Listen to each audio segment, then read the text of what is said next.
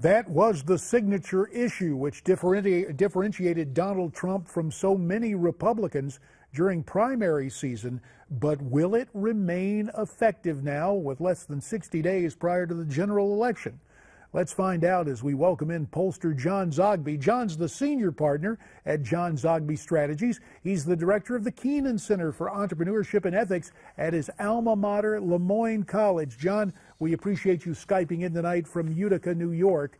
And it is interesting when you take a look at what Donald Trump has done over the weekend, again staying tough on immigration and then weighing in on the terror attacks this morning on the cable networks. Let's look and listen.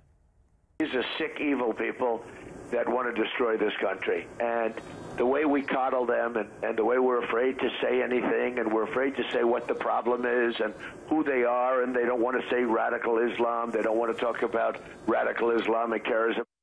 With all that has been going on, he certainly sounds as if he will be a decisive leader. Is that showing up yet in the polling?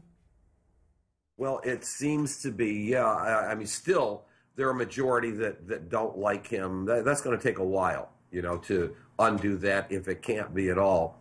But he's clearly picking up a few points in the polls. And, you know, as I listened to him talking, I thought, ironically enough, of presidents going back to FDR in the modern media age, and I'm going back to radio as well.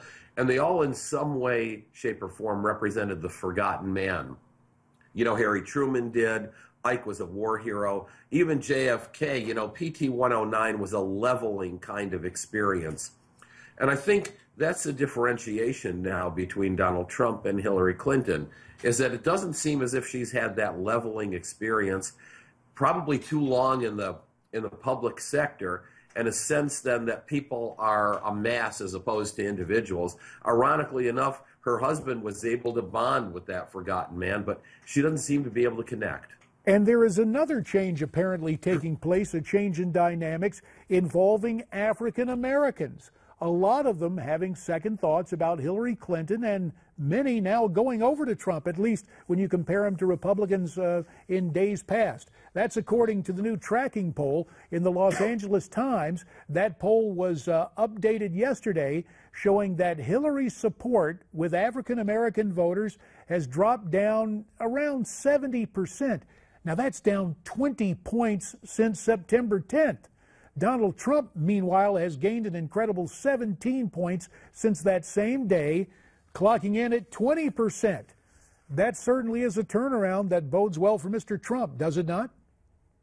Well, it does. If those numbers are accurate, and who knows? I mean, it is a poll of people who have voted in the past, not necessarily of new voters. But if those numbers hold, that 20% is more than double of what Republicans have been scoring among African Americans. It also means that Trump is doing better among younger African Americans, and it's less for your viewers to watch the national count and much more what that means among African Americans in the target states like Ohio, Pennsylvania, you know, Florida, of course. That 20% could loom very large, even if they ultimately don't vote for Trump and even stay home.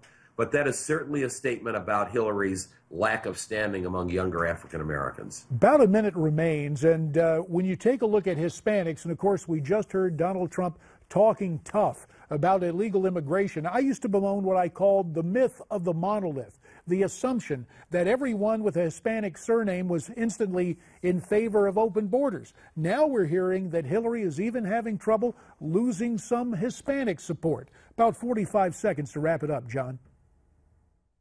I got to see it to believe it. I think there's a highly intense and large Hispanic vote that is going to vote against Donald Trump. I do know, however, that 40% of Hispanics call themselves conservatives, and Republicans have not been doing a good job converting or connecting with the significant enough number of those 40%. Well, to be continued. I will just tell you from my own experience, a whole lot of Hispanics in Arizona did not like those who crossed the border illegally from Mexico, whatever a political candidate was saying. But we'll keep our eye on that, and we'll have you back to talk about this again real soon. Pollster John Zogby tonight from Utica, New York. Thank you, sir.